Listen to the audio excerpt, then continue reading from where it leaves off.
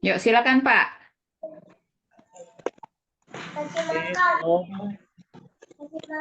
Ibu yang dikasihi Tuhan Yesus, kita bersyukur malam hari ini oleh anugerahnya kita beroleh kesempatan untuk belajar kembali atau pendalaman Alkitab, khususnya berkaitan dengan surat Yakobus. Kita berterima kasih kepada Roh Kudus yang akan memberikan pencerahan, memberikan iluminasi di dalam pikiran dan hati kita untuk kita bisa mengerti surat Yakobus ini secara tepat gitu ya. Mari kita mulai dengan pengantar Yakobus. Kemudian next Bu, langsung aja. Terus diklik-klik terus.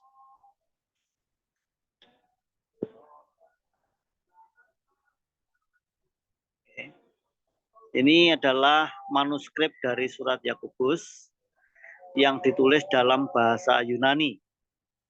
Next Bu, terus. Oke, surat Yakobus penulisnya adalah Yakobus saudara Yesus. Nah, ini perlu sedikit saya jelaskan berkaitan dengan penulis ini, karena kalau kita menelusuri Perjanjian Baru, kita akan menemukan ada 4 orang yang bernama Yakobus. Sementara di dalam surat Yakobus ini tidak dituliskan identitas yang lengkap, ya, hanya Yakobus begitu aja. Yakobus siapa saja? Kalau kita perhatikan baik-baik, maka kita menemukan ternyata ada Yakobus anak Zebedeus. Itu bisa dilihat di Markus 1 ayat 19, lalu Markus 3 ayat 17, Kisah Rasul 1 ayat 13, pasal 12 ayat 2, dan seterusnya. Kemudian kita menemukan lagi Yakobus anak Alfeus. Itu ada di Markus 3 ayat 18.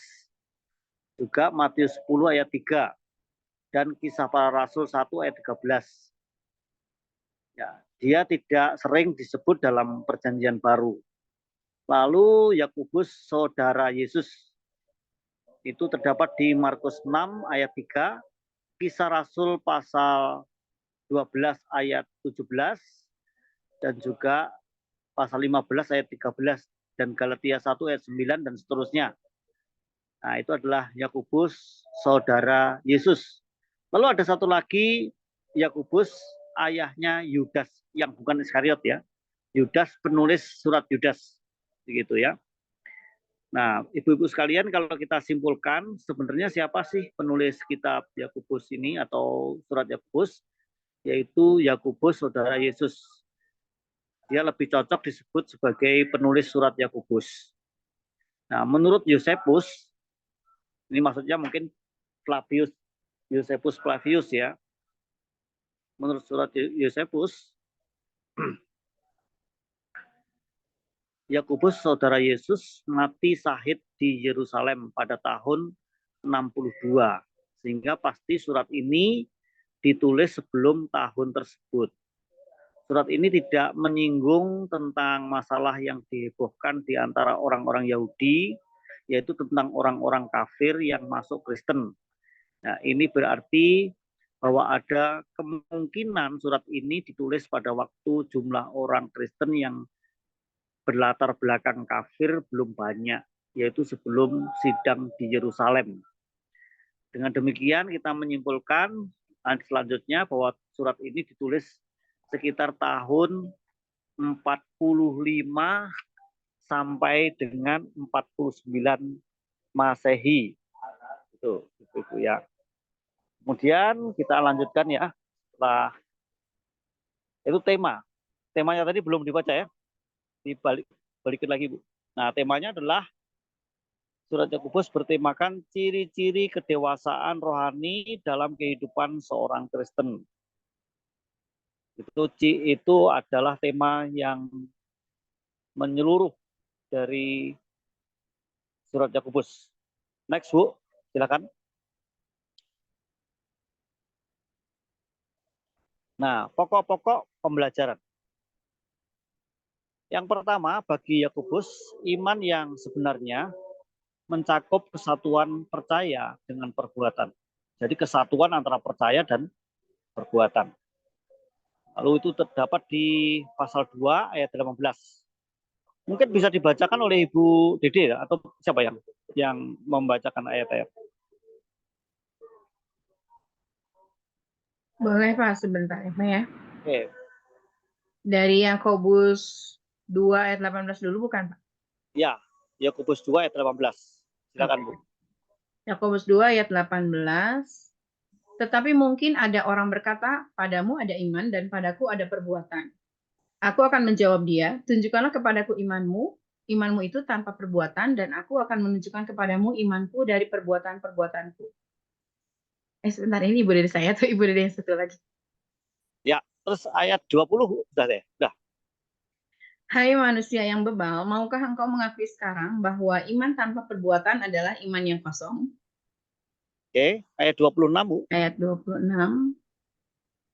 Sebab seperti tubuh tanpa roh adalah mati, demikian jugalah iman tanpa perbuatan-perbuatan adalah mati. Oke, jadi menurut Yakobus, iman yang sebenarnya mencakup kesatuan antara percaya atau iman dengan perbuatan. Berikutnya, Yakobus menekankan hal kedewasaan rohani. Istilah matang ya, atau sempurna sering digunakan dalam surat Yakobus. Dan yang dimaksudkan adalah kedewasaan. Silakan Ibu baca pasal 1 ayat 9 sampai 10. Yakobus 1 ayat 9 sampai 10, keadaan rendah dan keadaan kaya. Baiklah saudara yang berada dalam keadaan yang rendah, bermegah karena kedudukannya yang tinggi, dan orang kaya karena kedudukannya yang rendah, sebab ia akan lenyap seperti bunga rumput. Oke, terus disambung lagi ayat berapa itu yang ada di slide? Pasal 5 ya? Pasal terakhir. Yakobus 5 ayat berapa ya? Tutupin. Oke. Bentar, tak kelihatan dari sini soalnya.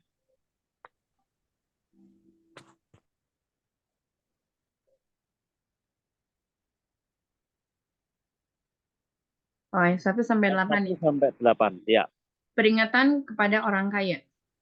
Jadi sekarang, hai kamu orang-orang kaya, menangislah dan merataplah atas sengsara yang akan menimpa kamu. Kekayaanmu sudah busuk dan pakaianmu telah dimakan ngengat. Emas dan perakmu sudah berkarat dan karatnya akan menjadi kesaksian terhadap kamu dan akan memakan dagingmu seperti api. Kamu telah mengumpulkan harta pada hari-hari yang sedang berakhir. Sesungguhnya telah terdengar teriakan besar karena upah yang kamu tahan dari buruh yang telah menuai hasil ladangmu. Dan telah sampai ke telinga Tuhan semesta alam keluhan mereka yang menyambit panenmu. Dalam kemewahan kamu telah hidup dan berfoya-foya di bumi. Kamu telah memuaskan hatimu sama seperti pada hari penyembelihan. Kamu telah menghukum, bahkan membunuh orang yang benar, dan ia tidak dapat melawan kamu. Bersabar dalam penderitaan. Karena itu, saudara-saudara, bersabarlah sampai kepada kedatangan Tuhan. Sesungguhnya petani menantikan hasil yang berharga dari tanahnya, dan ia sabar sampai telah turun hujan musim gugur dan hujan musim semi. Kamu juga harus bersabar dan harus meneguhkan hatimu, karena kedatangan Tuhan sudah dekat. Amin. Jadi surat Yakobus ini juga penuh dengan kritikan ya untuk orang-orang kaya yang egois gitu ya. Di situ disebutkan menangislah hai orang kaya karena kekayaanmu itu akan menghanguskan kamu gitu ya. Kemudian kita dinasihati untuk orang-orang percaya di waktu itu supaya mereka bersabar. Jadi orang yang dewasa rohani berarti orang yang sabar menghadapi situasi dan kondisi apapun gitu. Next. Satu lagi.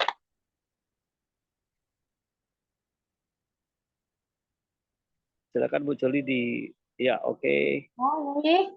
Nah, surat Yakobus melawan suatu kekristenan yang mendua hati. Yaitu yang bersikap puas dengan iman yang dipraktekkan dengan setengah hati dan dengan sikap kompromi. Nah, itu sudah dibaca tadi di pasal 1 ayat 8 ya. Oh, mungkin dibaca Bu, dibaca lagi. pasal 1 ayat 8, kemudian disambung dengan pasal 4 ayat 8. Yakobus 1 ayat 8, sebab orang yang mendua hati tidak akan tenang hidupnya. Yakobus 4 ayat 8, mendekatlah kepada Allah, dan Ia akan mendekat kepadamu. Tahirkanlah tanganmu, hai kamu orang-orang berdosa, dan sucikanlah hatimu, hai kamu yang mendua hati. Nah, ini yang dimasukkan mendua hati ini gimana maksudnya nih? Kalau kita telusuri, yang mendua hati itu ada orang yang hidup dalam dua dimensi. Dimensi rohani dan dimensi duniawi gitu ya. Itu maksudnya mendua hati. Di kitab-kitab lain, mendua hati itu berarti menyembah Tuhan tapi juga menyembah berhala. Ya. Tetapi yang dimasukkan mendua hati itu orang yang tidak fokus kepada imannya itu. Jadi kiblat imannya itu mendua gitu ya. Ya, bisa jadi juga terhadap diri sendiri gitu ya. Jadi bukan mengandalkan Tuhan tapi mengandalkan diri sendiri. Ya, atau mengandalkan pengertiannya sendiri, itu juga mendua hati. Terus sebabnya Yakobus mengingatkan, kamu yang mendua hati, ya kembalilah kepada jalanmu yang benar, gitu maksudnya ya. Imannya itu kiblatnya mesti benar gitu ya, kepada Kristus Yesus gitu ya. Next, kita lanjutkan satu lagi pokok-pokok pengajarannya. Masih ada satu ya. Nah, tidak ada perbedaan secara teologis antara Paulus dan Yakobus. Ya. Sering dipersepsikan bahwa Paulus menekankan keselamatan karena iman, sedangkan Yakobus berdasarkan perbuatan. Padahal konteks keduanya berbeda. Kalau Paulus itu berbicara tentang mengenai deklarasi dari pembenaran, sedangkan Yakobus berbicara tentang demonstrasi atau pembuktian kebenaran iman. Nah, untuk bagian ini saya sudah menyiapkan satu slide itu tentang keselamatan ya. Jadi kita harus posisinya harus jelas bahwa keselamatan itu sebenarnya kalau dilihat secara menyeluruh dari kacamata ayat-ayat Alkitab itu terbagi menjadi 3 dimensi. Dimensi pembenaran, dimensi pengudusan, dan dimensi pemuliaan. Mari kita lihat slide-nya aja satu-satu ya. Supaya kita tidak bingung ya. Ya, selamat datang Pak Iwan.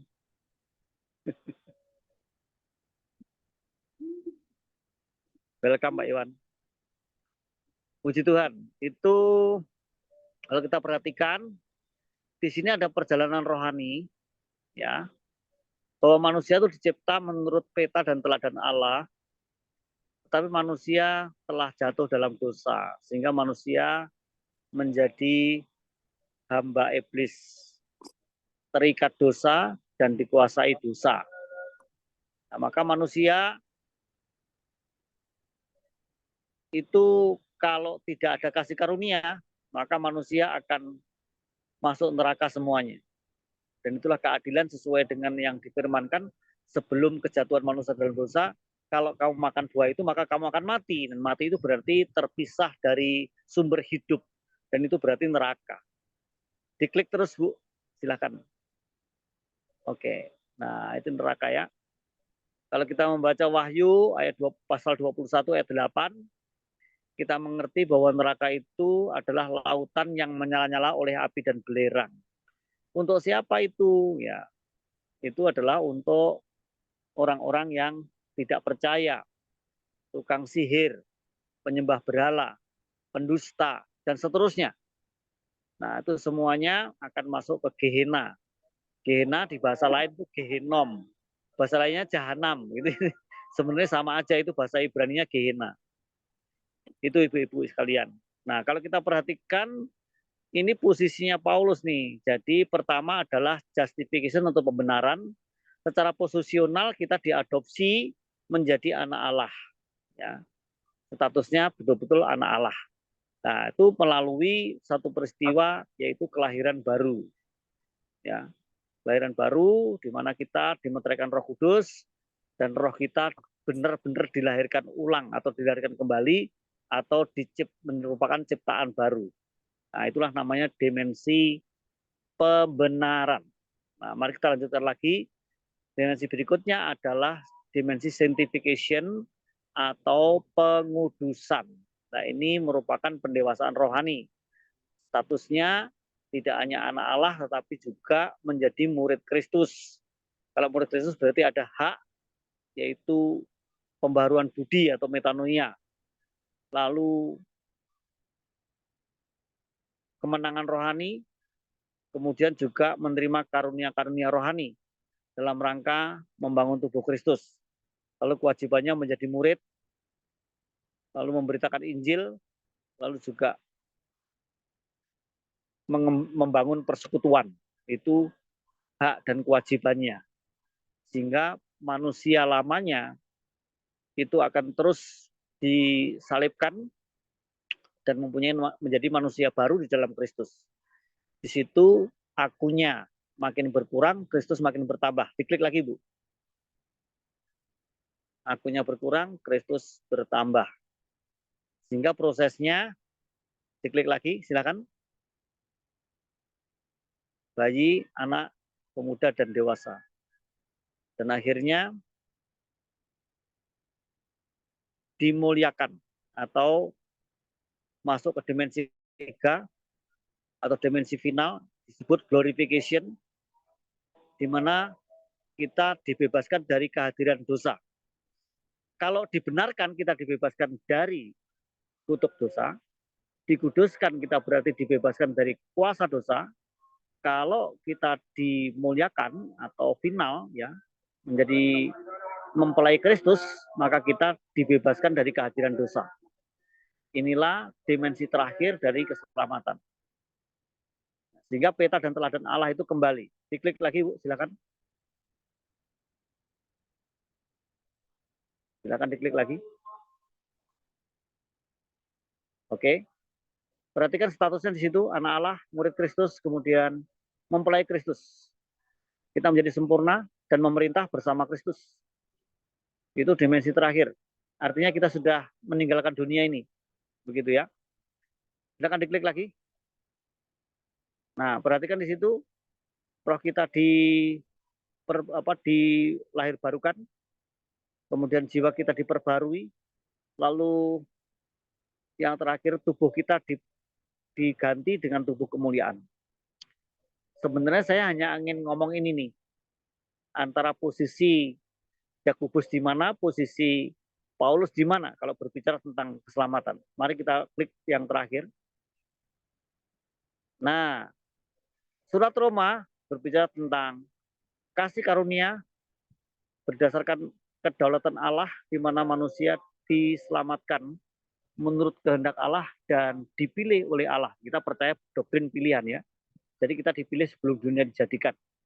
Jadi Paulus itu menekankan tentang manusia dipilih berdasarkan kedaulatan Allah dan kehendak bebas Allah.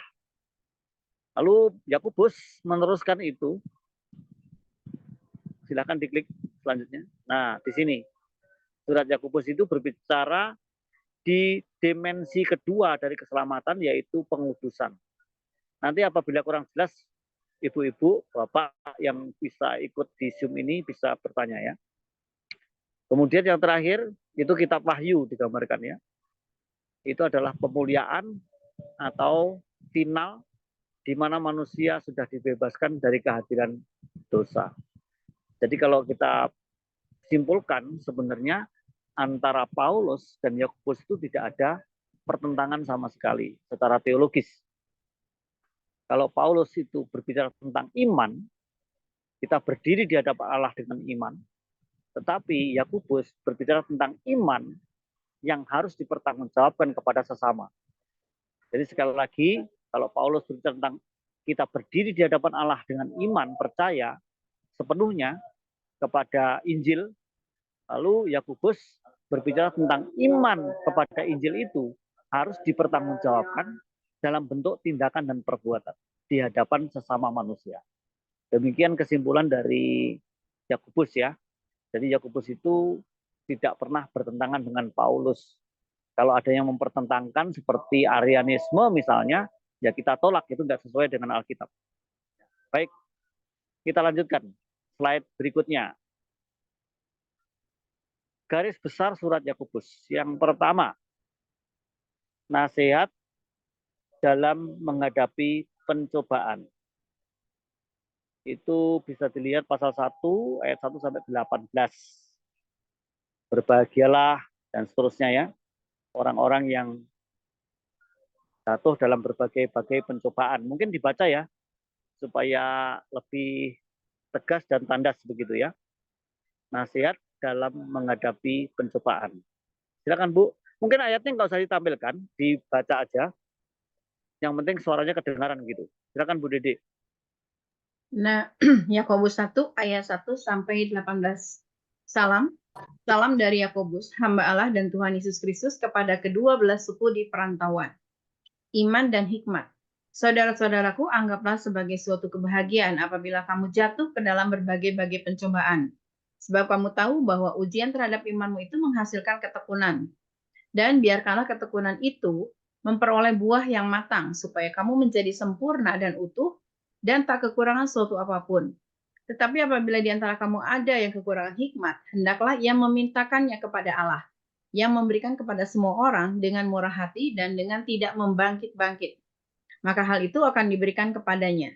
Hendaklah ia memintanya dalam iman, dan sama sekali jangan bimbang, sebab orang yang bimbang sama dengan gelombang laut yang diombang-ambingkan kian kemari oleh angin. Orang yang demikian janganlah mengira bahwa ia akan menerima sesuatu dari Tuhan, sebab orang yang mendua hati tidak akan tenang dalam hidupnya. Keadaan rendah dan keadaan kaya. Baiklah, saudara yang berada dalam keadaan yang rendah bermegah karena kedudukannya yang tinggi, dan orang yang kaya karena kedudukannya yang rendah, sebab ia akan lenyap seperti bunga rumput. Karena matahari terbit dengan panasnya yang terik dan melayukan rumput itu, sehingga gugurlah bunganya dan hilanglah semaraknya. Demikian jugalah halnya dengan orang kaya. Di tengah-tengah segala usahanya, ia akan lenyap. Pengujian dan pencobaan. Berbahagialah orang yang bertahan dalam pencobaan, sebab apabila ia sudah tahan uji, ia akan menerima mahkota kehidupan yang dijanjikan Allah kepadanya, kepada barang siapa yang mengasihi dia. Apabila seorang dicobai, janganlah ia berkata, pencobaan ini datang dari Allah, sebab Allah tidak dapat dicobai oleh yang jahat, dan ia sendiri tidak mencobai siapapun. Tetapi tiap-tiap orang dicobai oleh keinginannya sendiri karena ia diseret dan dipikat olehnya. Dan apabila keinginan itu telah dibuahi, ia melahirkan dosa. Dan apabila dosa itu sudah matang, ia melahirkan maut. Saudara-saudara yang kukasihi, janganlah sesat. Setiap pemberian yang baik dan setiap anugerah yang sempurna datangnya dari atas, diturunkan dari Bapa segala terang, padanya tidak ada perubahan atau bayangan karena pertukaran. Atas kehendaknya sendiri, ia telah menjadikan kita oleh firman kebenaran, supaya kita pada tingkat yang tertentu menjadi anak sulung di antara semua ciptaannya. Amin. Amin. Jadi bagian yang pertama garis besar dari surat Yakobus adalah nasihat dalam menghadapi pencobaan. Dari pasal 1 ayat 1 sampai 18 ini, kalau kita baca dengan teliti dan pelan-pelan itu dinikmati dan dihayati, maka kita menemukan konsep pencobaan secara jelas. Yang pertama bahwa pencobaan bukan berasal dari Allah. Tadi sudah disebutkan ya, pencobaan itu bukan berasal dari Allah. Itu harus dicamkan. Kalau ada nyanyian yang dikutip dari Mazmur, ujilah aku Tuhan, cobalah aku Tuhan, itu maksudnya adalah tes ujian, bukan pencobaan seperti yang pernah dialami oleh Yesus di padang gurun ya. Jadi sekali lagi bahwa pencobaan bukan dari Allah. Yang kedua bahwa pencobaan datang karena keinginan sendiri. Tadi juga sudah dibaca. Lalu berikutnya Allah memakai pencobaan. Walaupun kita ini mempunyai keinginan-keinginan yang menyebabkan kita jatuh dalam pencobaan, tapi Tuhan memakai pencobaan itu supaya kita bertekun. Artinya bertekun dalam hal apa? Bertekun di dalam berharap kepada Tuhan, bertekun di dalam menanti-nantikan Tuhan, bertekun di dalam mengandalkan Tuhan, begitu ya. Bertekun di dalam menanggung penderitaan akibat pencobaan itu. Jadi tekunnya tekun dalam iman dan menghidupi iman itu di dalam tindakan, begitu maksudnya. Oke, selanjutnya garis besar adalah menjadi pelaku firman. Ini terdapat di pasal 1 ayat 19 sampai 27. Ini kalau dibaca semua panjang banget ya. Ya. Tetapi Garis besarnya itu, yaitu menjadi pelaku firman. Jangan hanya mendengar saja, tapi menjadi pelaku, gitu ya. Itu penting karena bagi Yakobus bahwa iman itu disatukan atau kepercayaan itu disatukan dengan tindakan. Nah, begitu. Kemudian yang ketiga bahwa bukti iman yang benar dalam perkataan, sikap, dan perencanaan hidup. Nah, ini mungkin ini perlu dibaca. Coba ayat 1 sampai 3 aja, Bu, pasal 2. Yakobus 2 ayat 1 sampai 3. Jangan memandang muka.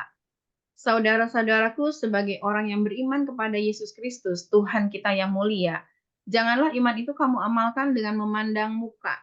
Sebab, jika ada seorang masuk ke dalam kumpulanmu dengan memakai cincin emas dan pakaian indah, dan datang juga seorang miskin ke situ dengan memakai pakaian buruk, dan kamu menghormati orang yang berpakaian indah itu dan berkata kepadanya, silakan Tuhan duduk di tempat yang baik ini. Sedangkan kepada orang yang miskin itu, kamu berkata, berdirilah di sana atau duduklah di lantai ini dekat tumpuan kakiku. Nah, itu berkaitan dengan perkataan dan sikap. Lalu berkaitan dengan perencanaan hidup, bagian yang mana itu? Itu panjang banget ayat-ayatnya. Tetapi intinya adalah jangan sampai kita itu tabur gitu maksudnya. Kita akan pergi ke kota anu, kemudian akan tinggal sekian lama, lalu akan menghasilkan ini dan itu. Nah, itu gambaran dari orang yang mengabaikan Tuhan. Tetapi itu yang memberikan nasihat supaya dalam perencanaan pun kita menyerahkan kepada Tuhan, dan kata insya Allah itu sebetulnya lebih pas sebetulnya ya. Tetapi kalau kita insya Allah gitu ya, gitu. Sebenarnya lebih pas karena insya Allah itu artinya biarlah kehendak Tuhan yang jadi begitu. Kalau ada orang takabur, saya pasti bisa begini, pasti bisa begitu, itu artinya dia menjadi apa ya, pusat atau menjadi penentu atau orang yang tidak beriman, yaitu orang yang antroposentris yang berpusat pada diri sendiri.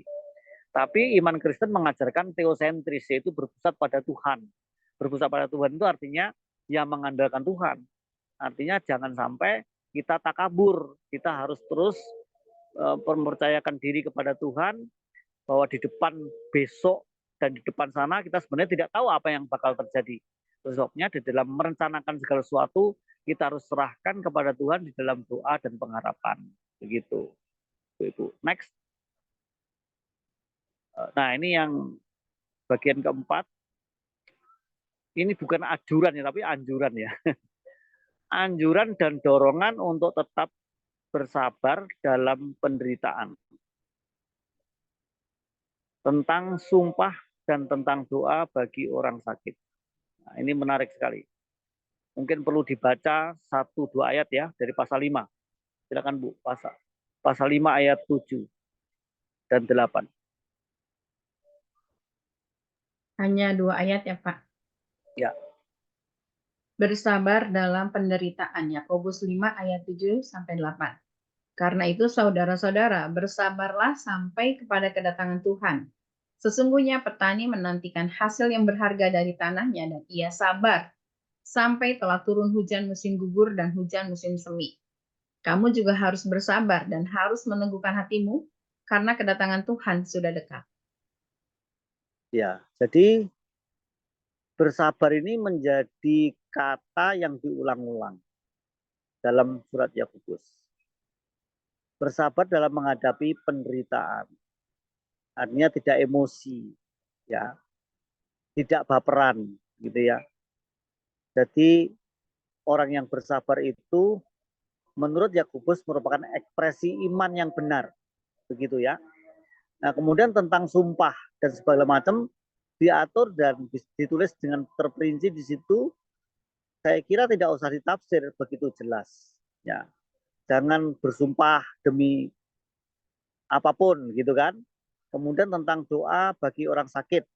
Kalau ada yang sakit, maka ada saran, ada nasihat supaya dikunjungi oleh penatua. Penatua itu berarti pemimpin rohani dalam jemaat.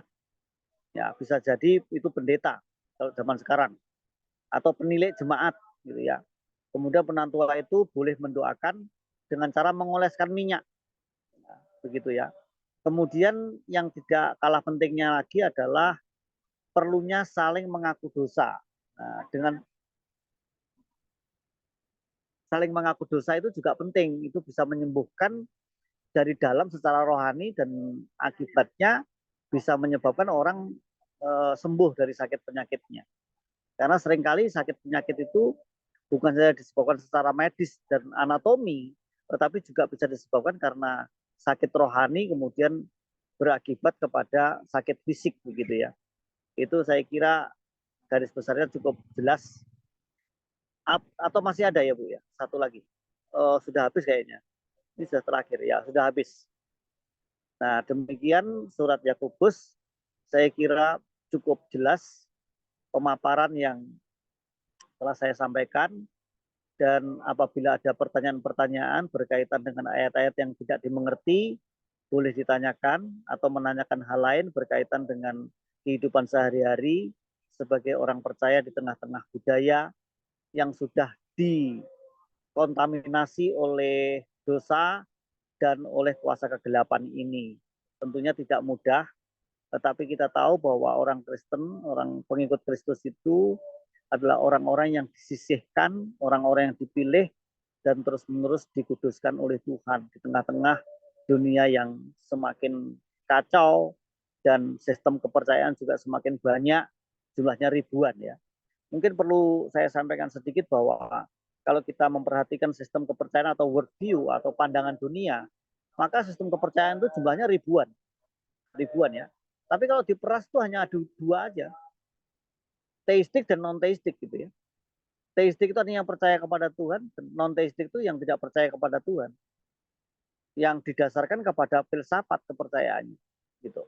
Tapi kalau teistik itu kepada Tuhan. Dan kalau kita perhatikan baik-baik, agama itu sebenarnya cuma ada tiga yang berasal dari atas begitu ya, yaitu Yahudi, Kristen, dan Islam. Tetapi Yahudi masih percaya bahwa keselamatan itu disebabkan karena seseorang yang melakukan hukum Taurat secara ketat dan sempurna gitu. Sedangkan Islam juga karena amal perbuatan, amal sedekah dan seterusnya. Hanya satu-satunya Kristen yang mempunyai sistem kepercayaan bahwa orang diselamatkan karena iman, dan iman itu pun dikaruniakan, bukan lahir dari orang berdosa ya.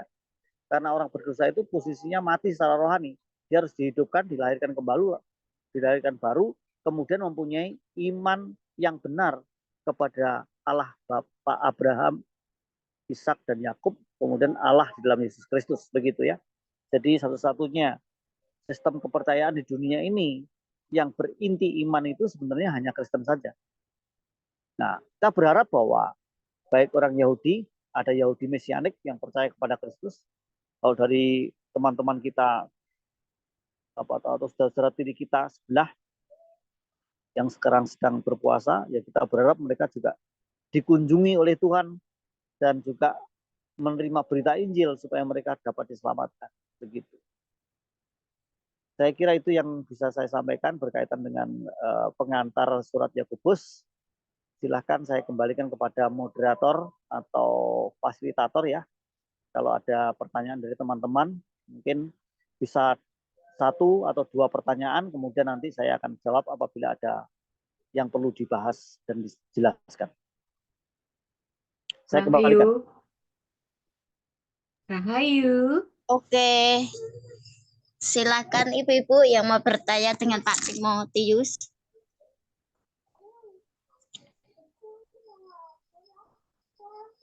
Kalau belum ada yang tanya, saya ya yang tanya ya.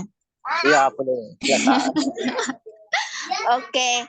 Saya mau bertanya di Yakobus pasal pertama yang ayat ini loh Pak, tentang pengujian dan pencobaan. Itu kan 2 versi ya. Maksudnya beda, pengujian sama pencobaan itu kan sama-sama diuji. Tetapi tadi kan Pak Timotius bilang pencobaan itu tidak dari Allah, tetapi dari setan. Tetapi kan kita tidak tahu itu pencobaan atau ujian yang Tuhan berikan atau setan yang memberikan, kita kan nggak tahu. Itu gimana cara membedakan pengujian dan pencobaan? Makasih. Iya. sebenarnya kita tidak perlu terlalu berpikir keras untuk membedakan. Biasanya dalam satu peristiwa itu ada dua pribadi atau dua pihak yang punya kepentingan. Ya, misalnya kita menghadapi penderitaan, misalnya, sakit penyakit. Ya. Kita kan tidak tahu, ini sakit penyakit ini dari iblis, dari kebodohan dan dosa, atau dari perbuatan orang lain, atau dari sistem kesehatan yang tidak beres di dunia ini, kan kita nggak tahu. Tetapi yang jelas ada dua pihak yang punya kepentingan. Tuhan kepentingannya menguji kita, kalau iblis kepentingannya menghancurkan kita, dan menghancurkan itu berarti mencobai, ya kan? Nah, bagaimana kita membedakan? Mungkin nggak usah terlalu pusing membedakan antara ujian dan pencobaan. Tetapi yang kita pusingkan adalah bagaimana respon kita. Kalau orang beriman akan selalu begini, Tuhan, saya mengalami sakit. Saya tidak tahu sakit ini disebabkan karena apa. Atau mungkin saya sudah tahu sakit ini saya telusuri ternyata karena kebodohan dan dosa-dosa saya. Maka saya minta ampun kepada Tuhan supaya Tuhan menyembuhkan. Kalau kita telusuri kemudian ketemu bahwa sakit ini disebabkan karena kuasa kegelapan, ya kita berdoa supaya kuasa kegelapan, kuasa iblis atau setan itu dienyahkan dari kita oleh kuasa Tuhan Yesus. Gitu. Itu begitu aja. Nah, kalau itu disebabkan orang lain bagaimana? Ya supaya orang lain itu diampuni dosanya dan kita juga memaafkan dia. Nah, dengan demikian kita bisa sehat. Ini contohnya sakit penyakit ya. Ada banyak jenis-jenis yang lain. Contohnya satu kemiskinan itu bisa disebabkan karena kebodohan kita, karena kita malas mungkin. Bisa juga disebabkan karena sistem ekonomi dunia yang buruk atau sistem ekonomi satu bangsa yang buruk. Bisa juga disebabkan karena memang negara miskin dan seterusnya. Nah, yang seperti itu gimana respon kita? Jadi kita tidak usah terlalu pusing untuk membedakan itu pencobaan atau ujian. Yang jelas yang dipusingkan adalah respon kita supaya kita tetap menyerahkan segala sesuatunya kepada Tuhan. Itu saran saya ya. Jadi praktisnya begitu. Begitu Ibu. Oke, terima kasih Pak Timotius. Jadi respon. Oke, silakan Ibu-ibu. Siapa yang mau bertanya? Saya, Bu. Oke, silakan. Selamat malam Pak Timotius. Selamat malam. Shalom Bu. Unmute. Bu, tolong di-unmute.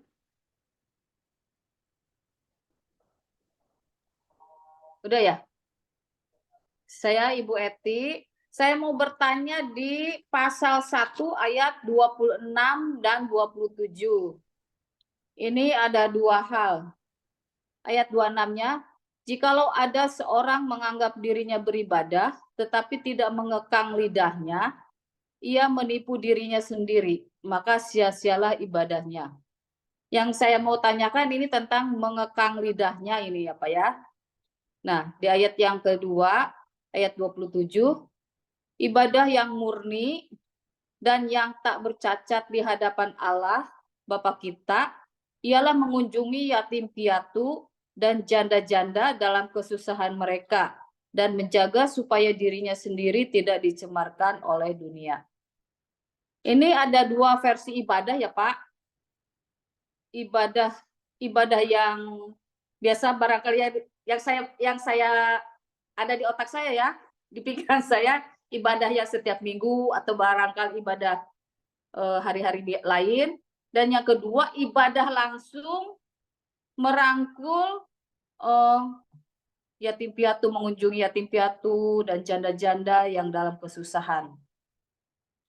Nah, seperti apa ini Pak? Minta diterangkan oleh Bapak tentang ibadah yang mengekang, ibadah yang rutin beribadah tapi tidak bisa mengekang lidahnya gitu Pak. Dan versi kedua, ibadah yang terjun langsung ke pelayanan. Dan harus juga menjaga dirinya sendiri tidak dicemarkan oleh dunia. Itu Pak. Ya Bu Eti. Iya Pak. Pertanyaannya itu. Ini pertanyaan yang sebenarnya cukup luas ya. Iya. Tetapi kalau mau dijelaskan itu harus dipersempit dulu. Jadi Iya. Pertama kita harus mengerti konsep ibadah. Ibadah itu kan totalitas kehidupan. Jadi ketika kita sudah ditebus menjadi milik Tuhan, maka hidup kita itu harus dipersembahkan sepenuhnya kepada Tuhan. Iya.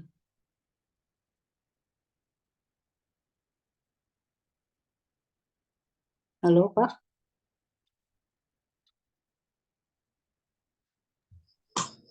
Pak Timotius Bagian dari itu. enggak. Apalagi yang namanya ritual di gereja atau di sebuah pertemuan itu bagian. Tetapi sebenarnya ibadah itu menyeluruh gitu ya. Nah, bagaimana orang yang tidak bisa mengekang lidah? Ya, kalau orang tidak bisa mengekang lidah kan jadinya ada kontradiksi tuh Bu, ada pertentangan antara apa yang dilakukan sebagai ibadah kepada Tuhan, tetapi dia sendiri orang yang sering mengutuk. Jadi kalau di dalam kitab surat Yakobus itu kan begini, dari mulut yang satu keluar kutuk dan keluar berkat. Nah itu tidak boleh menurut Yakobus. Mestinya ya berkat saja, kutuknya nggak boleh keluar dari mulut kita. Itu orang yang keluar kutuk itu yang nggak bisa mengekang lidah. Nah, sehingga ibadahnya menjadi tidak sempurna, nggak benar gitu. Itu aja intinya. Sampai dibilang sia-sia katanya ibadahnya, Pak. Iya, betul. Ibadahnya nggak sempurna, tapi juga tidak menjadi sia-sia, nggak benar. Tapi begitu, susah juga, Pak. Ya, memang. Kita sudah merasa, kalau kita sudah merasa benar, sudah merasa top gitu ya Pak, dengan tanpa sadar itu lidah yang kecil itu ngerasain orang gitu Pak.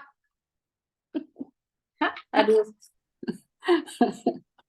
Oke. Yang makanya diibaratkan lidah itu seperti apa Bu? Kalau di api Yakobus seperti baleng. Halo.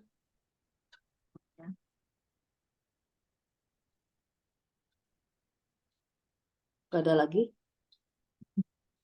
Ada. Cuman kayaknya bapaknya ini ada di sini. Sinyalnya. Iya. Ya sambil nunggu Pak membalas. Tapi memang lidah itu benda kecil ya. Tapi tajam. Iya. Bukan kita aja. Sampai coba lihat yang kepaling pisau.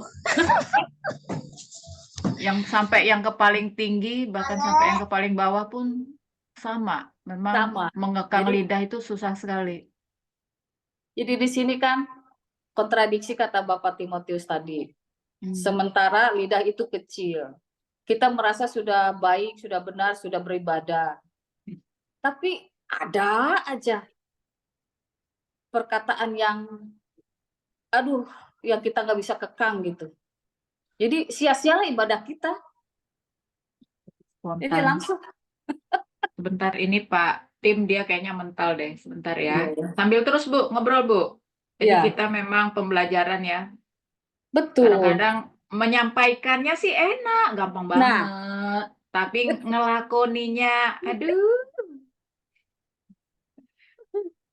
aduh, kadang Tuhan ampun lagi, terus saja bertobat. Tobat diulang lagi. Di lidah yang sama, di mulut yang sama, di hati yang sama. Jadi tomat tuh kalau ulang-ulang. Itu dia yang bahayanya, Bu. Sementara kita nggak bisa mengekang lidah. Makanya sia-sia ibadah kita.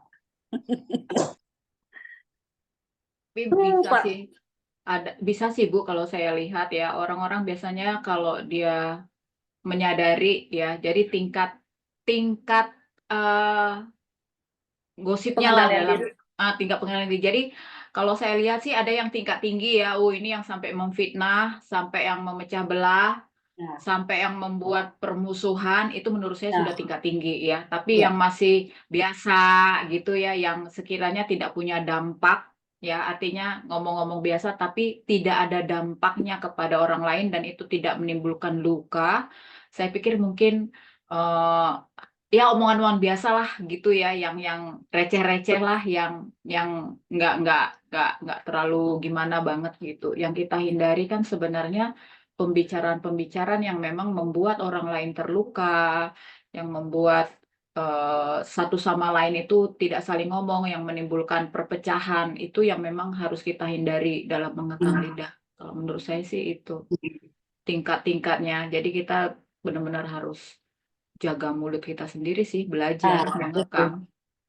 Tapi kok kadang Pak Tim, kasihan banget Pak Tim. Oke, terus Bu. Bisa, Bu, dengan kita setiap hari baca Alkitab kayak gini, saling dijaga itu. Loh, iya ini kenapa? Ya kadang iblis tuh musuh yang tidak kelihatan. Kita sudah merasa menjaga diri baik, merasa sudah benar. Tapi dia pandai saja menyelipkan, ada aja data-data yang terkoneksi. Keluarlah dari mulut kita, beginilah begitu, si A begini, si B begitu. Tapi yang dibilang Pak Tim tadi benar, kembali kepada respon. Kita mungkin kalau orang ngomong apa aja terserah gitu ya, mungkin Ya, harusnya tergantung gitu ya. kepada kita, respon kita. Iya, kalau kita meresponnya, maksudnya tidak membumbui, itu no problem gitu. Iya. Ya nggak apa-apa, ya terserah aja gitu. Kita tidak ini kan, tapi respon diri kita sendiri. Gitu. Ya. Bagaimana kita merespon seseorang kan seperti itu. Betul. Dan ini di versi yang kedua ibadah. Versi ibadah yang kedua. Satu Tim, kan iya. ibadah yang murni dan yang tak bercacat di hadapan Allah, nih Bapak kita, ialah mengunjungi yatim piatu, janda-janda dalam kesusahan mereka, dan menjaga supaya dirinya sendiri tidak dicemarkan oleh dunia. Ini ibadah yang mana yang mau kita pilih? Kan semuanya sama-sama ibadah. Tapi kita diminta supaya menjaga diri sendiri tidak dicemarkan oleh dunia. Bu-ibu. Ya, ibu-ibu nih, kita sambil nunggu Pak Tim. Ayo sambil nunggu Silakan. Pak Tim. Ya kan, Kan ini dalam kan sama ibadah. Ada dua Ya. ibadah kan ini. Kan dalam firman Tuhan ibadah yang sejati tubuh jiwa roh kita yang pertama. Yo. Itu kan yang kedua melayani janda-janda, orang miskin, anak yatim piatu. Itu juga ibadah loh, Bu. Iya. Malah saudara kita yang seberang itu malah luar biasa. Dia tekun sama Tuhan. Masa kita melayani mereka milih-milih. Maksudnya yang atas kita layani tapi yang di bawah enggak kita layani. Sekarang kan zamannya orang, apalagi dunia di akhir zaman ini ya, apalagi semakin ini tetap memilih pelayanan, karena pelayanan itu juga apa ya, menjadi apa ya namanya, saingan di mana mereka kan semakin menonjol, meminta sesuatu yang terutama kan duniawinya harus naik. Duniawinya nggak naik kan, oh itu apa, masa hamba Tuhan nganu tapi tidak ada perubahan di perekonomian. Itu makanya hamba Tuhan kan sekarang di Yakobus ini kan sekarang dihilangkan untuk melayani janda-janda, melayani anak yatim piatu. Itu kan sekarang jarang dikunjungi oleh hamba-hamba Tuhan. Malah yang mengunjungi orang-orang yang seberang dan orang-orang yang benar-benar digerakkan Roh Kudus gitu, Bu. Jadi ini juga pelayanan yang luar biasa, seperti gelandangan, orang gelandangan kan tidak ada yang melayani, mereka mencari makan di jalan-jalan, tidak ada yang menampung, malah orang seberang yang menampung. Ya apa kita nggak malu sebagai orang Kristen gitu loh. Katanya orang Kristen di dalam firman ada, tetapi kok tidak menjadi pelaku firman. Tadi kan Pak Timotius bilang melakukan sangat sulit tapi mendengar sangat gampang. Jadi gimana respon itu yang kita slow kita harus lakukan. Kita slow ya. Waduh, itu dia. Yuk, BTW intermezzo. Itu loh, janda-janda ya. Ini kan banyak nih bapak-bapak yang suka rela melayani janda-janda muda yang tak mampu dalam kesusahan. Ini harus benar-benar diperhatikan janda-janda yang gimana gitu kan. Ini nanti kalau bapak-bapak menafsirkan berbeda katanya nih, di Yakobus ada. Itu namanya bukan pelayanan tetapi hawa nafsu itu. Betul, setuju, setuju. Itu nafsunya itu, bukan Ya. pelayanan dari Tuhan itu. Nafsu Itu ada Pak jahat. Wahyudi. Kita tanya yuk. Siapa tahu bapak-bapak kan menggarisbawahi janda-jandanya. Aduh. Mana Pak Yu? Pak Wahyudi lagi. Pak Tim?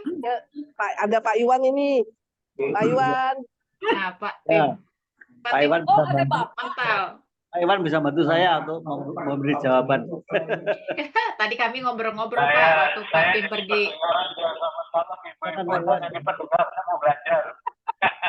Silakan lanjut Pak Tim. Itu pertanyaannya bagus barusan Pak Im. Ya, tadi itu rupanya paket data saya habis, Pak. Ini saya numpang WiFi. Aduh, Bapak kasihan. Silakan dilanjutkan. Tadi tanya apa ya? Sampai lupa.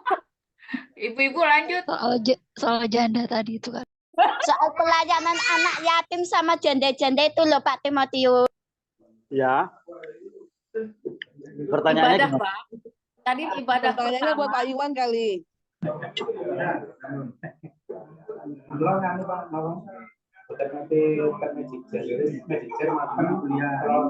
Lanjut, Bu. Siapa tadi yang ngomong yang itu? Lanjut dah. Lanjut aja lah yang lain. Silakan yang lain. Ya, lanjut.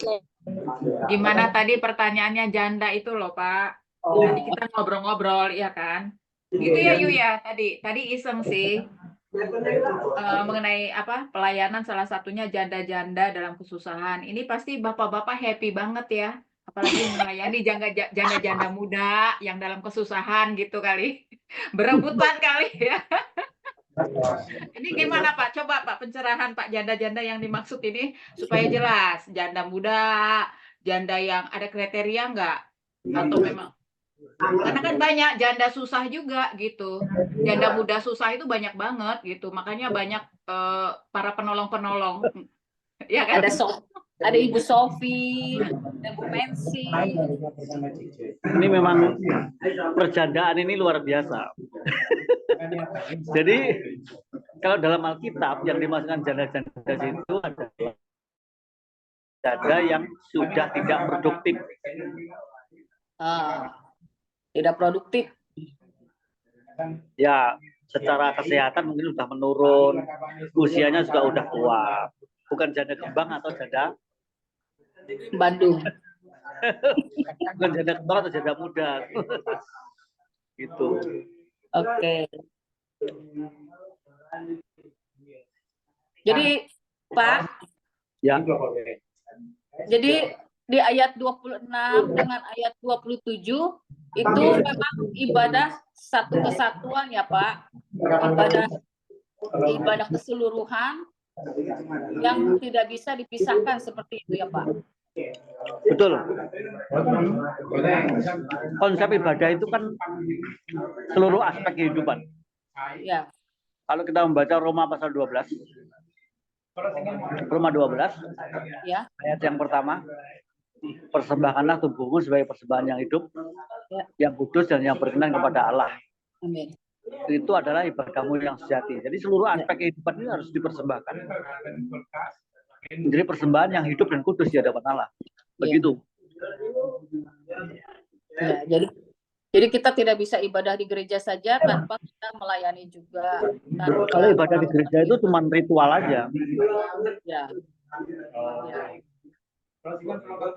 Tadi tapi yang pernyataan Rahayu itu menurut saya menarik. Yang tadi itu loh Yu bahwa apa tadi katanya soal ibadah. Jadi banyak hamba-hamba Tuhan itu yang Hamba-hamba Tuhan kan yang sekarang mulai jarang coba, mengunjungi kayak gitu.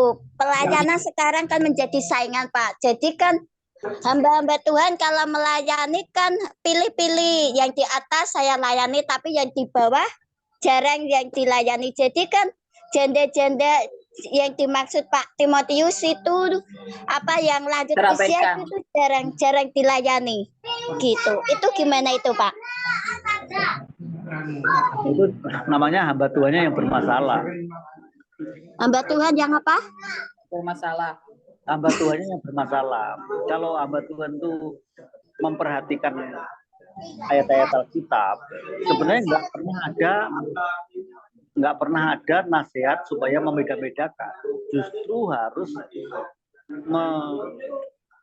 mengunjungi orang-orang yang tidak berdaya. Kalau orang yang di atas ya untuk apa dikunjungi kan? Jadi janda-janda di situ juga janda-janda yang tidak produktif tadi yang saya bilang. Itu harus menjadi perhatian jemaat atau gereja. Pak Tim, saya mau nyambung. Saya kira kalau memperhatikan baik atas maupun bawah itu sama ya.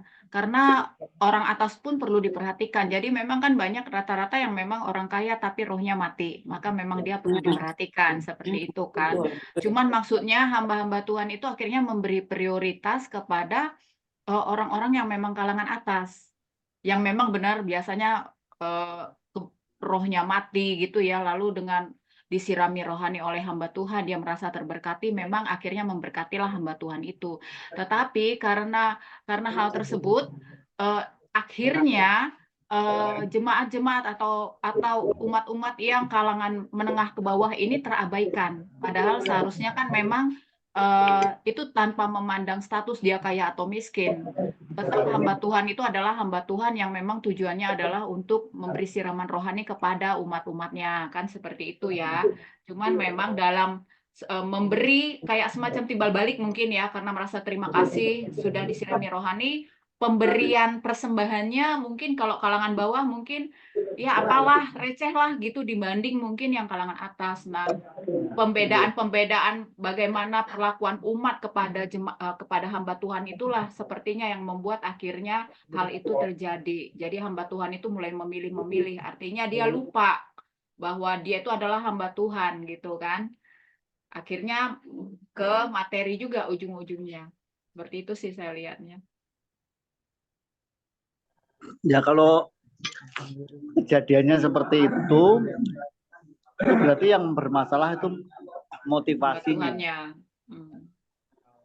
Kalau hamba Tuhan harusnya itu nggak boleh membedakan antara si kaya dan si miskin. Kalau pelayanan didasarkan pada motivasi yang seperti itu, ya bukan pelayanan Kristen itu. Gitu Bu. Jadi memang perhatian seorang hamba Tuhan itu harus sepenuhnya kepada jemaat kaya atau miskin secara materi. Itulah sebabnya yang namanya gembala jemaat itu harus membentuk tim pelayanan.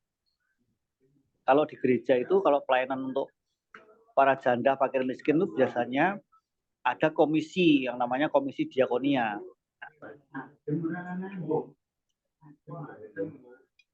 Itu harusnya Bu. Nah, sehingga tidak hanya menjadi perhatian gembala saja, tapi juga tim pelayanan yang disebut tim diakonia.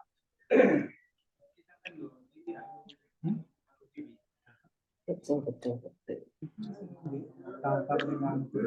Itu saja dulu. Ya.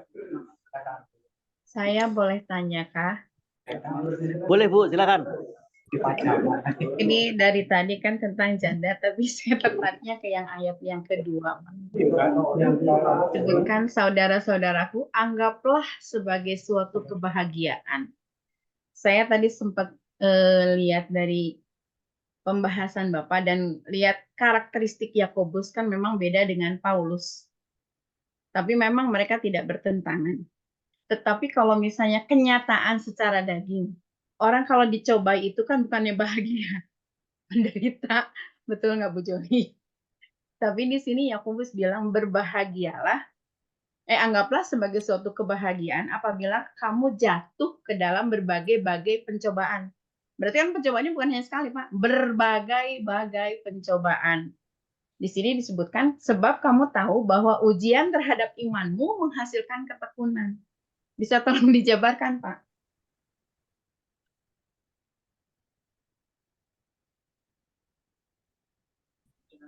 Ya, memang kata-kata dalam Alkitab itu kadang-kadang harus ditafsir. Contohnya istilah bahagia. Itu kalau kita melihat khotbah Tuhan Yesus di atas bukit dimulai dari kata berbahagialah. Berbahagialah kan begitu kan? Berbahagialah orang yang miskin, berbahagialah orang yang dianiaya dan seterusnya kan? Nah, kata berbahagia Ada versi lain Pak, blessing, ada juga bukan glory. Kata bahagia itu ternyata di dalam terjemahan lain itu diberkatilah. Berbahagialah sama dengan diberkatilah. Nah, kebahagiaan di situ juga mempunyai pengertian secara batiniah. Nah, itu dihubungkan dengan kalimat kalau kita menderita, itu berarti ambil bagian di dalam penderitaan Kristus. Yang menyangkal diri, yang memikul salib setiap hari, itu maksudnya. Jadi kebahagiaan secara batiniah ya, rohani. Bukan jiwani yang hanya ditentukan oleh situasi kondisi sekitarnya, tetapi batiniahnya, karena mempunyai relasi yang indah dengan Tuhan itulah, sehingga pada waktu menghadapi pencobaan, dia sadar bahwa dia tidak menghadapinya dengan kekuatan sendiri, tetapi dengan kekuatan Allah. Begitu maksudnya. Satu lagi Pak, tadi kan sebenarnya pencobaan itu bukan datangnya dari Allah, tapi dari keinginan sendiri. Nyambungnya gimana?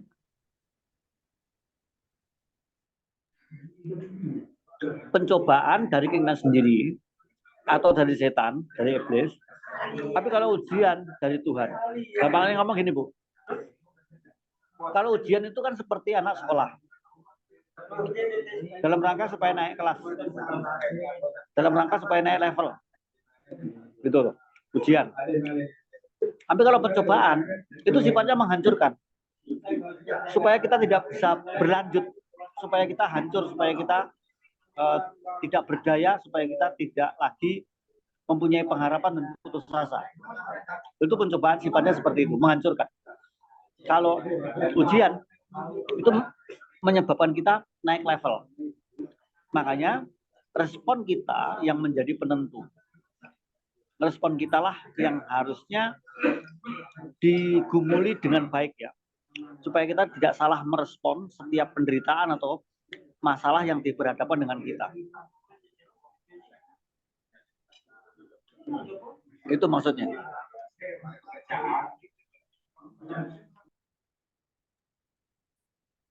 Oke Pak. Cuman kalau saya lihat dari versi Inggrisnya di sini tuh berarti when you fall into all sort of trials ya, berarti pencobaan di sini berarti kayak trial and error gitu mungkin ya Pak. Kurang jelas Bu, sebentar. Coba sekali lagi yang bahasa Inggris tadi. Oke, di sini my brother and saya pakainya NET ya. My brothers and sisters, consider it nothing but joy when you fall into all sort of trials. Jadi mungkin di sini pencobaannya tuh kayak coba-coba atau gimana gitu, maksudnya kan kayak trial gitu kan? Atau gimana sih Pak? Kalau saya pakainya dari New English Translation, kalau misalnya pakai yang King James, UKJV, itu di sini disebutkan temptation.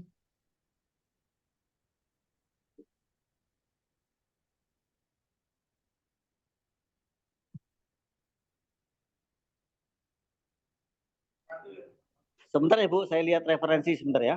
Boleh Pak.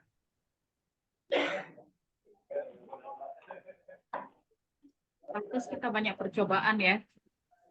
Kalau sekali percobaan nggak tinggal di dunia deh. Selesai satu, percobaan lain datang. Berbagai percobaan. Banyak Pak. Mau Ya, tadi ada kata trial ya Bu ya, betul ya? Iya Pak, kalau yang New English Translation itu trial. Ya. Kalau trial itu lebih cocok kalau diterjemahkan ujian.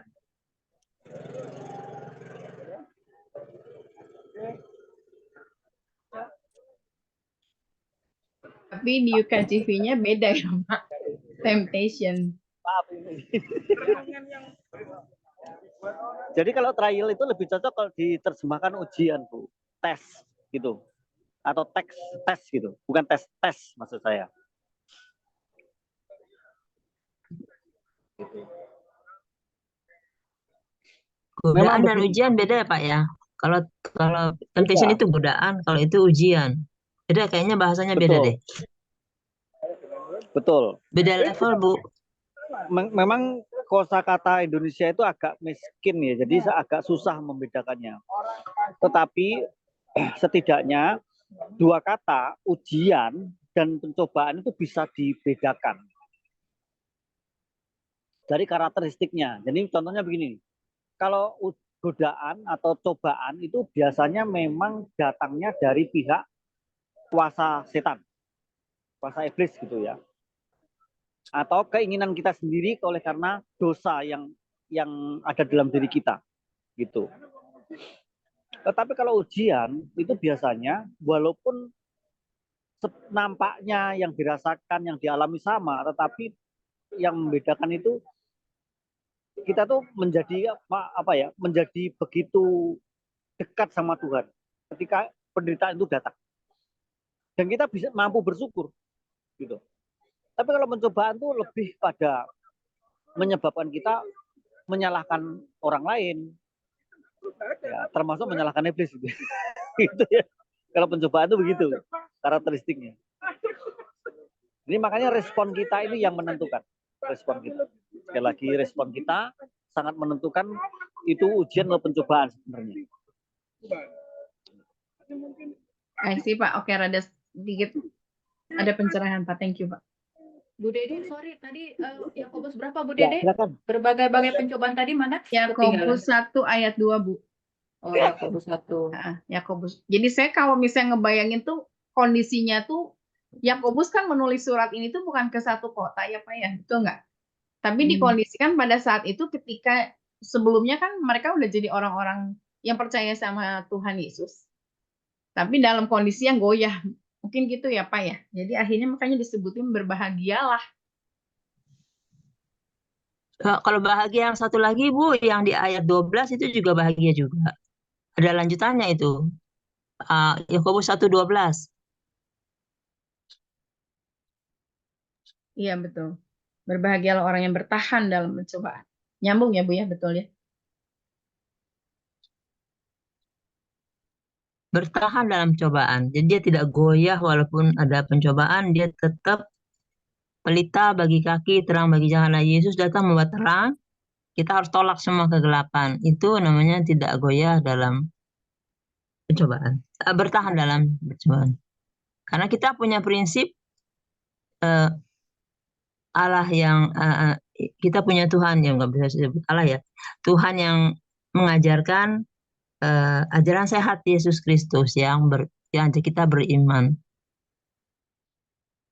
Kalau dilihat dari 1, 2 dan 12 sih sebenarnya memang kalau dari yang King James itu temptation ya, sebenarnya lebih ke godaan ya. Beda dengan New English Translation itu lebih ke beda. Kalau yang di kedua itu tadi trials, kalau misalnya yang ke-12 itu testing. Jadi mungkin kayaknya masing-masing punya arti. Jadi kayaknya kalau misalnya ini saya pegangnya yang itu aja ya mungkin ya. Kalau bisa lebih luas ya Bu ya. Sebabnya Ibu jatuh dalam pencobaan, itu tandanya kita harus lebih kenal image of Jesus. Pada saat kita jatuh, kita harus mengenal Yesus lebih lagi. Jadi ya itulah dianggap kebahagiaan. Seumpamanya kita tidak dijatuhkan, mungkin kita nggak kenal Tuhan, atau mungkin bahasa yang lain. Saya ayat yang satu lagi. It's good to be afflicted so I can learn your word. Jadi kalau saya ditindas, dianiaya, itu baik bagi saya karena saya bisa belajar firman Tuhan. Mungkin lihat dari sisi yang lainnya. Jadi pikirnya dialihkan ke mindsetnya ke tempat yang bahwa ditindas, dianiaya, jatuh dalam pencobaan, itu tandanya kita harus belajar firman Tuhan untuk lebih mencapai image gambaran dari Yesus. Jadi anak rohani kan seperti Paulus, dia jadi orang laki tapi dia mengalami seperti sakit bersalin. Dia bilang, saya sakit bersalin lagi karena dia taruh nyawanya supaya anak rohaninya lahir anak rohani lahir dengan gambaran Kristus. Jadi anak rohaninya lahir sudah menyatakan bahwa dia ada dalam gambaran Kristus. Kalau mau dibilang lebih sepertinya kalau kita mengenakan Kristus kalau kita sudah dibaptis. Jadi kalau jadi anak rohani udah ada gambaran Kristus di dalam dirinya. Dan untuk si Rasul Paulus yang harus pertaruhkan nyawa seperti sakit bersalin, artinya dia taruh nyawanya untuk seorang anak rohani yang lahir gitu. Gitu sih kalau yang saya lihat sih. Kalau mungkin yang lain ada pendapat lain.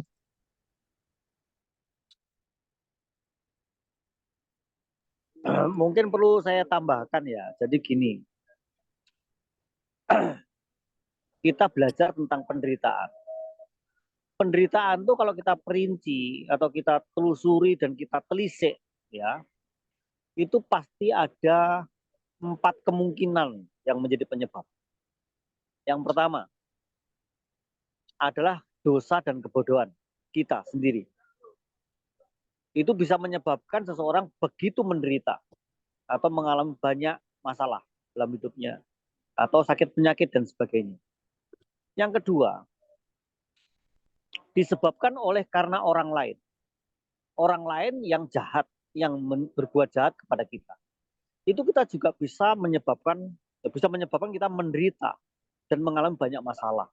Contohnya ditipu, dirampok, dan seterusnya. Atau mungkin dijolimi dalam bentuk perdata. Tidak hanya soal pidana ya, mengenai tindakan pidana.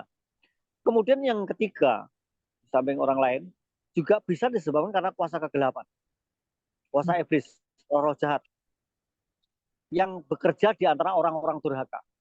Kita bisa mengalami banyak masalah, bisa mengalami penderitaan. Tiga-tiganya tadi itu merupakan golongan dari pencobaan itu atau temptation tadi itu. Begitu, ya. Tetapi ada satu jenis penderitaan yang disebabkan supaya nama Tuhan dimuliakan.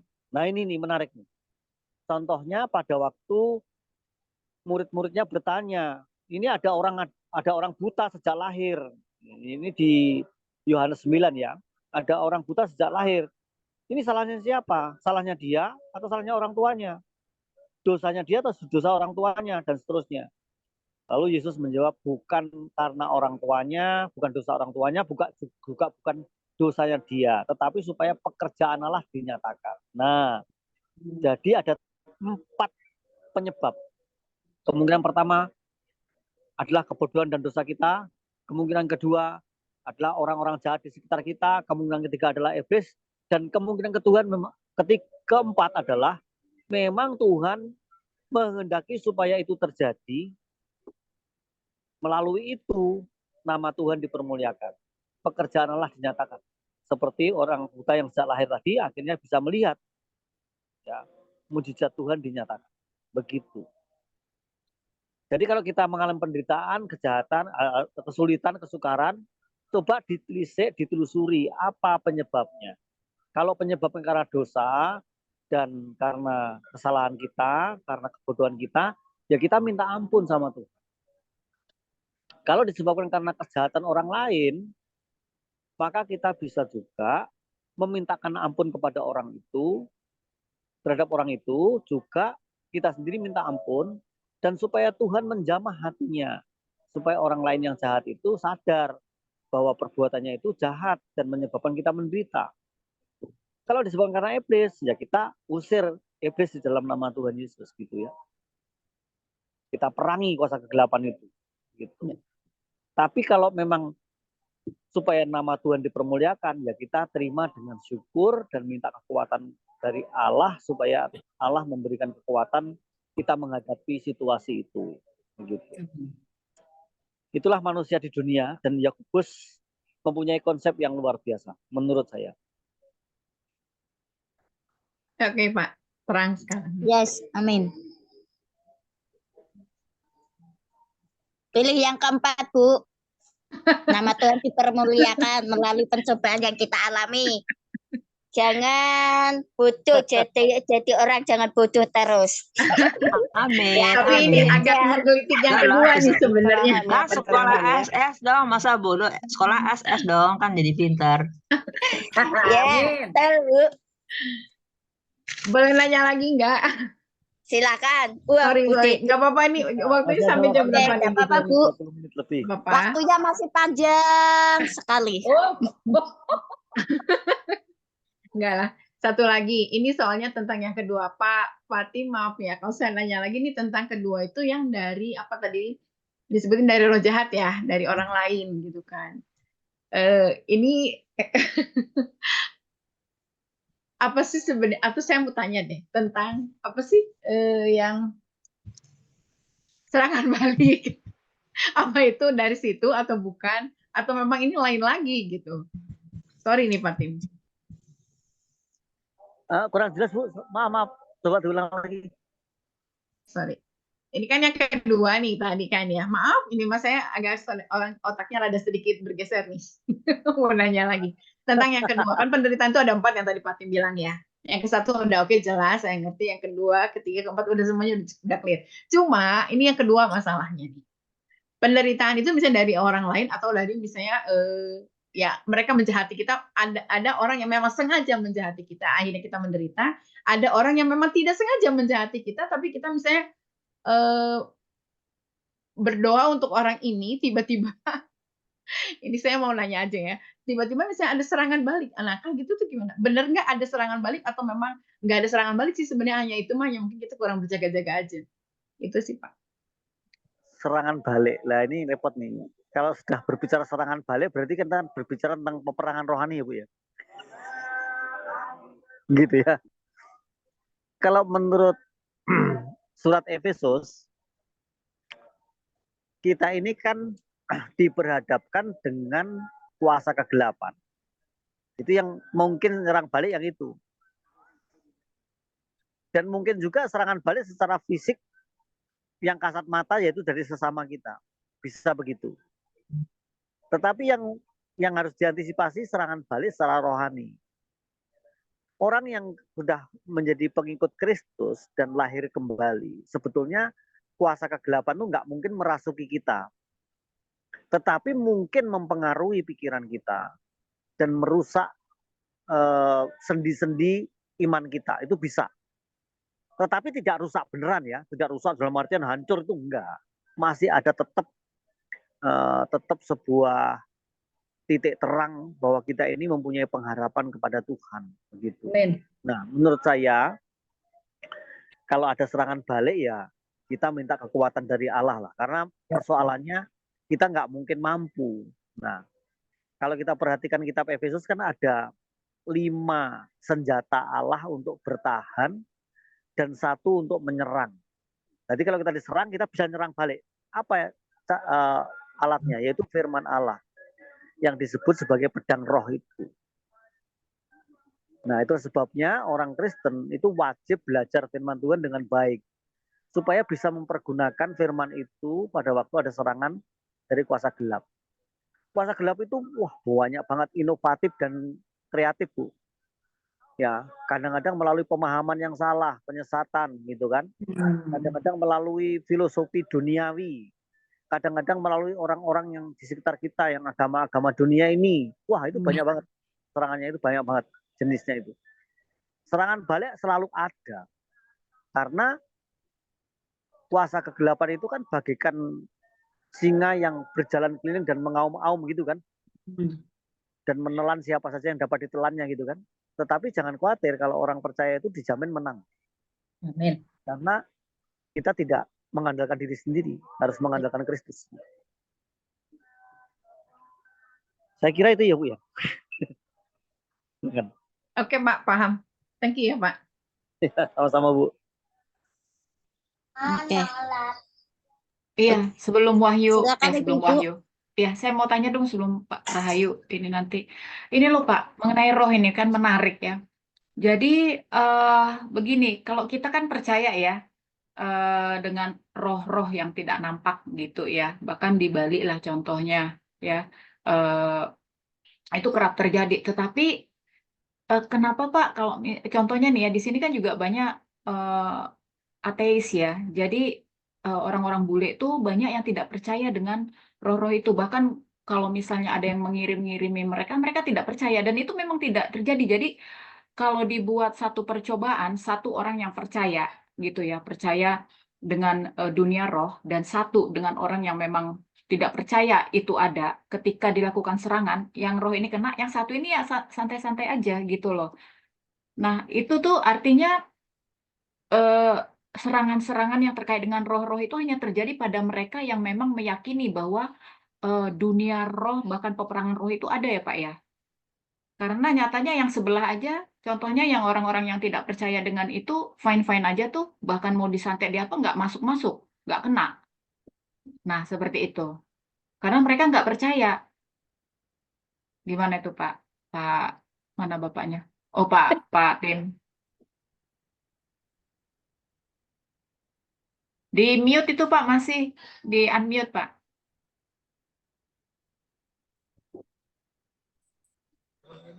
Suaranya Bu Joli juga kecil banget tadi. Hilang. Oh ya? Sempat hilang. Kecil nggak Karena sih? saya masuk mobil. Oh, saya ulang lagi. Pak Tim, tapi dengar nggak yang saya katakan? Bisa diulang sedikit Bu. Diulang Intinya ya. aja. Iya. Jadi dibuat percobaan satu orang yang mempercayai dengan dunia roh dan percaya dengan serangan balik dan roh-roh kuasa gelap itu ada. Lalu satu dengan orang yang ateis yang dia tidak percaya dengan dunia-dunia roh, bahkan serangan-serangan dari roh-roh jahat seperti itu gitu loh. Nah, ketika dilakukan percobaan, memang yang orang yang percaya dengan dunia roh itu dia kena, tetapi orang yang sebelah yang tidak percaya dengan dunia roh itu. Tolong radionya dimatikan. Halo? Nggak kedengeran ya? Siap. Pak Bentar, Tim Bu, sudah dengar belum? Atau saya diam dulu? Berisik.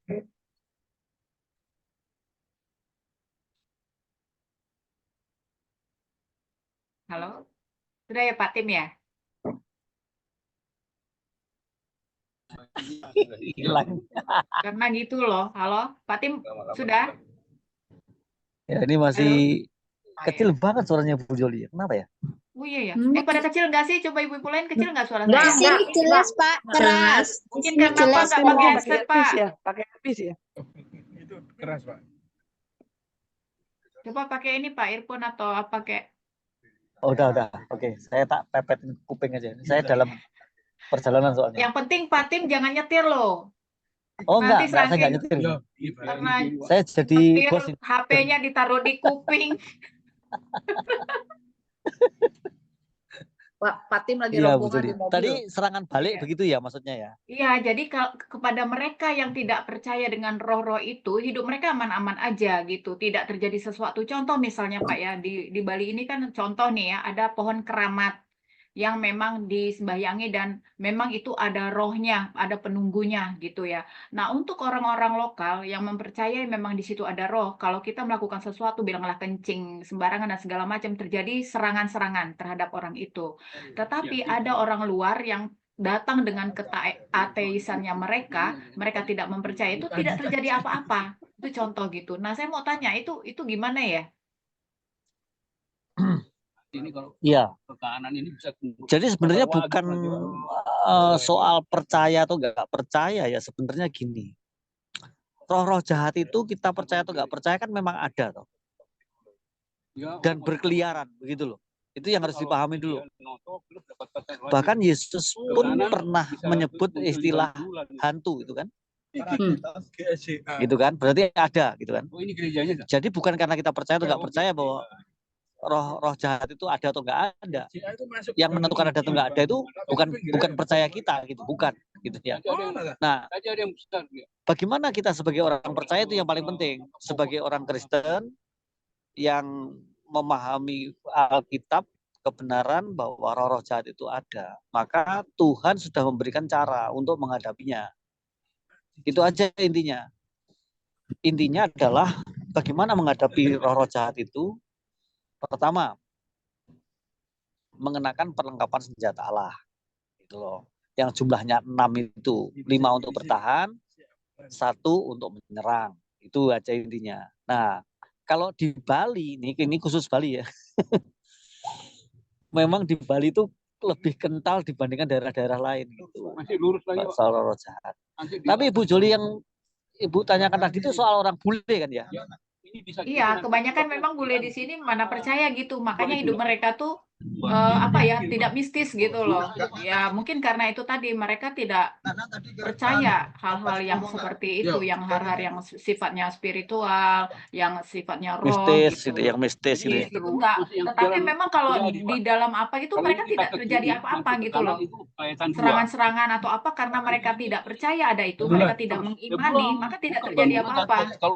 Agak beda dengan kalau saya bilang lah kita itu ya kayak orang-orang Hindu di sini kan mengimani gitu bahwa itu akan begini, akan begini, akan begini. Ya, itu memang begitu gitu loh. Masih jalan kecil juga. Terjadi. Jadi memang selalu iman kali ya, Pak, ya. Jangan-jangan ya. Berisik. Kita mesti terus lagi dan enggak apa-apa nanti ketemu. Suaranya Bu Joli kecil banget. Nggak tahu nih kenapa. Iya, karena rame Pak di tempat Bapak. Iya, Bapak keramaian. Apa gini maksudnya Pak Tim? Maksud Bu Joli itu Daripada di rumah ya Pak, kita jalan-jalan. yang memang percaya dengan alam roh itu sering terkena dampak dari serangan. Sementara kalau orang-orang di luar sana, terutama bule-bule yang ateis, Bu Juliana baru keluar. nah orang-orang yang ateis, kenapa orang ateis itu nggak kena gitu loh? Bahkan bule-bule atau orang-orang asli Bali, mereka mempercayainya adanya roh tapi nggak kenapa-napa. Tapi kenapa orang kita yang justru ngerti dengan alam roh malah kena serang gitu loh, Pak Tim, maksudnya seperti itu. Iya. Nah itu pertanyaan Bu Joli, itu kenapa gitu loh? Terus di kiri jalan, cuma sudah mau dekat jalan ganti. Nanti kiri kalau Iya. Ini memang ini sudah masuk ke bagian doktrin antropologi. Bagaimana orang-orang ateis yang nggak percaya Tuhan, yang nggak percaya apalagi roh-roh jahat gitu ya. Gitu. Ya bisa jadi hal-hal gitu yang nggak Pak kasat Tim. mata itu nggak dipercayai oleh orang ateis gitu. Kalau ke kanan kita mitra 10 Pak. Jadi mereka menganggap kalau yang nggak kelihatan oleh mata telanjang ini nggak ada gitu. Itu konsepnya orang ateis gitu. Iya. Nah, Tapi kalau kenapa orang kita justru Pak Tim, orang kita ini memang begitu nih, berdoa, totonya berasa ada serangan. Kena serang, padahal orang-orang yang istilahnya seperti orang Bali asli pun kan, mereka punya Hindu Bali kan juga punya karunia gitu-gitu ya Pak Tim, atau punya pengetahuan, tapi kok nggak apa-apa. Gitu, intinya juga seperti itu sih. Emang itu pertanyaannya bagus sih.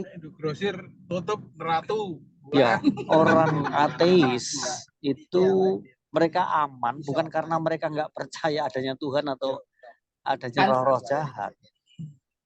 Mereka aman itu sebenarnya sedang dipersiapkan untuk masuk neraka.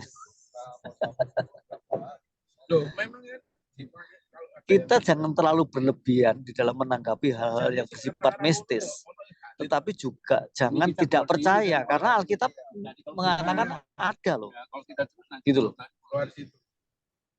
Ini bisa ke kanan, bisa janti. Kanan janti. Saya kira itu yang harus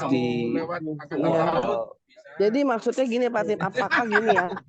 Apakah setiap orang, misalnya nih, kita berdoakan orang. Nah, kita ngerasa, aduh kita kena serangan. Nah, itu logikanya emang ada atau itu terjadi karena iman kita yang kurang. Bisa jadi kan iman ya. Seolah-olah kita kayak kena serangan balik gitu loh. Atau apakah ada celah yang terbuka, maksudnya gitu. Apa benar gitu Pak Tim? Nah, ada celah yang terbuka. Itu jawabannya justru di surat Yakobus itu mengenai kompromi. Mengenai mendua hati. Itu yang bahaya. Kalau yang kompromi dan mendua hati, tidak fokus atau tidak bulat percaya kepada Tuhan, tapi juga kepada yang lain, anggaplah itu berhala atau apapun, itu yang menyebabkan kita mengalami kekalahan. Yang menyebabkan kita kena serangan balik.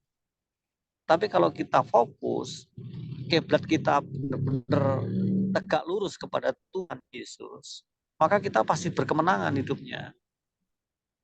Itu. Kalaupun diserang oleh kuasa kegelapan, kita bisa berdiri dan menang. Karena sejatinya yang menang, menyebabkan kita menang Kristusnya itu. Jadi kita terus berhadapkan setiap serangan kuasa kegelapan itu kepada salib Kristus.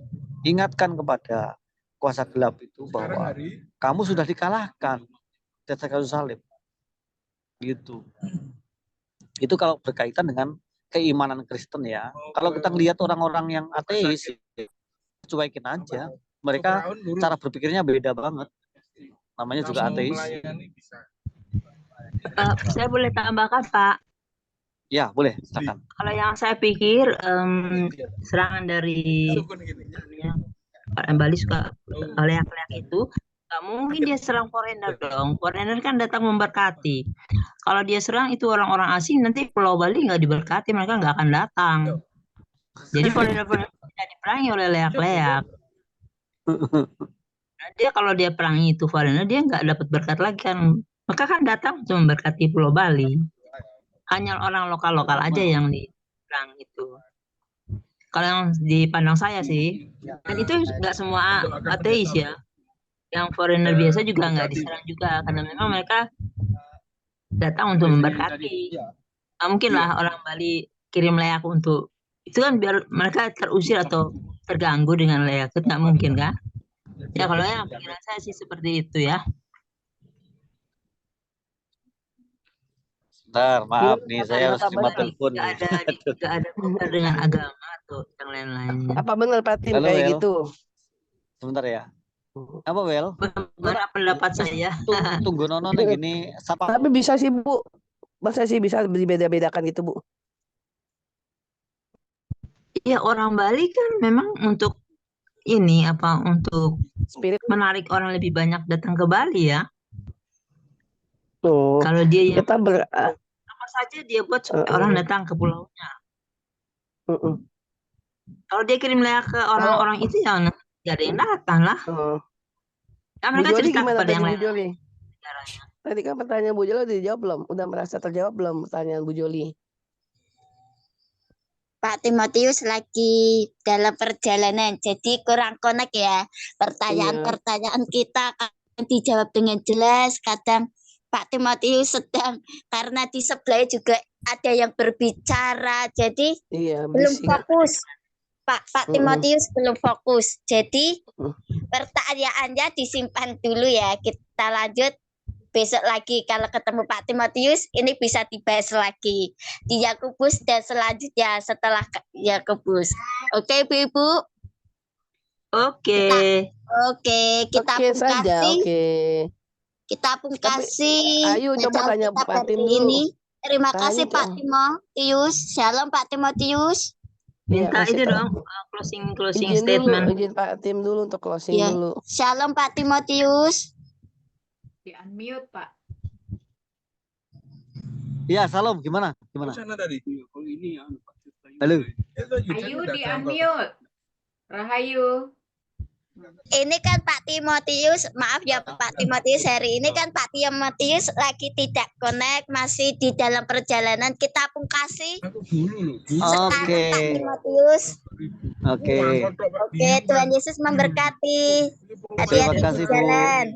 Terima kasih. Oke. Tuhan memberkati. Amin. Terima kasih. Terima kasih atas wawasannya tentang firman Yakobus ini. Terberkati kita semua. Dan ada yang kurang jelas, besok dilanjutkan lagi Pak Timotius.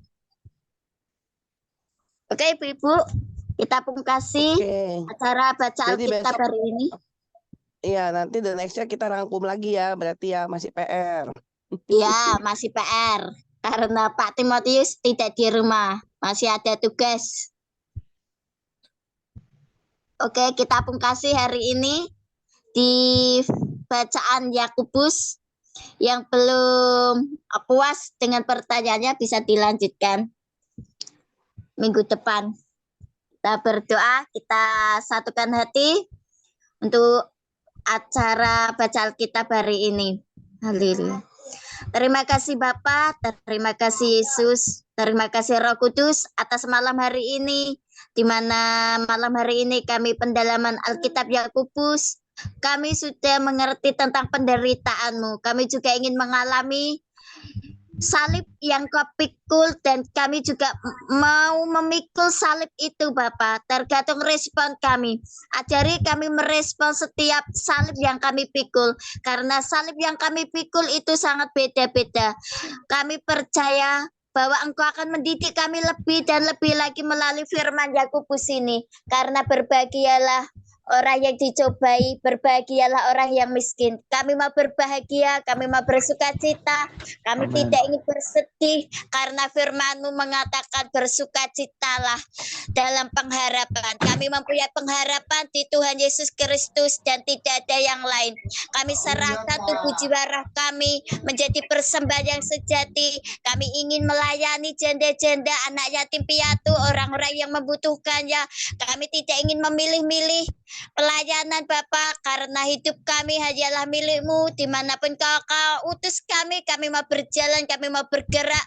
Ampuni kami Bapak saat kami belum bisa mengekang lidah ini. Ajari kami untuk mengekang lidah ini supaya ibadah kami sempurna dan ibadah kami tidak sia-sia di dunia ini.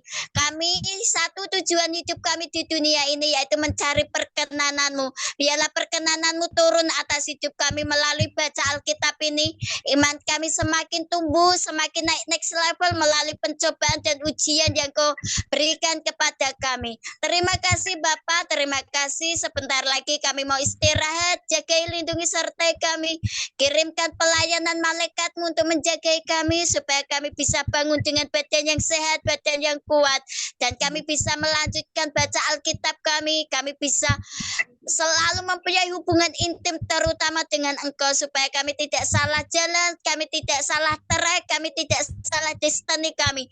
Destiny kami hanya di dalam tangan kuasa-Mu. Kami serahkan semua keluarga kami, suami kami, anak menantu kami, properti kami. Engkau jagain, Engkau lindungi, Engkau tutup bungkus oleh darah Yesus Kristus. Segala apa yang kami punya tidak dicuri oleh iblis. Amin. Dalam nama Nama Yesus. Tuhan Yesus, dalam Mazmur 91 terjadi atas hidup kami, atas benda-benda yang Engkau percayakan kepada kami. Terima kasih Bapa, terima kasih hanya di dalam nama Tuhan Yesus kami berdoa dan mengucap syukur. Haleluya. Amin. Amin. Terima Amin. kasih Rahayu.